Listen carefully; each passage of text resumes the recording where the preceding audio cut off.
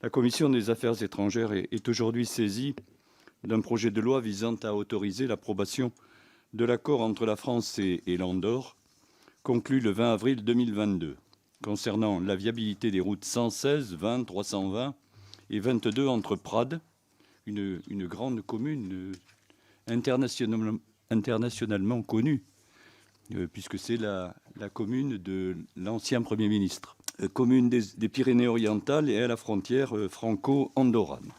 Or, au-delà de la ville de Prades, l'environnement immédiat des routes nationales devient montagneux et les RN 116, 20, 320 et 22 sont sujettes à d'importants risques naturels, avalanches, formation de congères, chutes de blocs rocheux et glissements de terrain récurrents.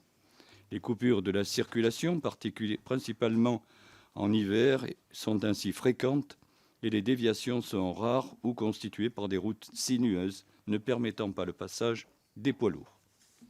Pour pallier ces difficultés, le présent accord vise à améliorer et à sécuriser ces axes.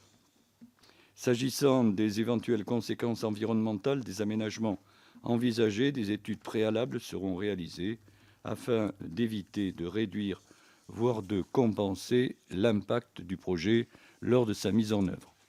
Vous le voyez, mes chers collègues, cet accord très pratique et bien encadré ne présente pas de difficultés juridiques particulières.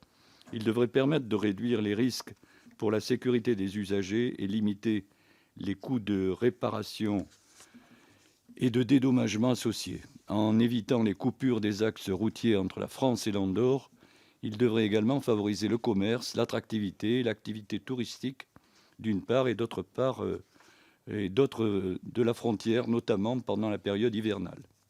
Enfin, cet accord s'inscrit dans une démarche plus générale de rapprochement entre nos deux pays, initiée par la principauté qui cherche à rééquilibrer ses relations avec la France après un déclin certain ces dernières années au profit de l'Espagne. Pour toutes ces raisons, mes chers collègues, je vous invite à voter en faveur de l'approbation de cet accord et je vous en remercie d'avance.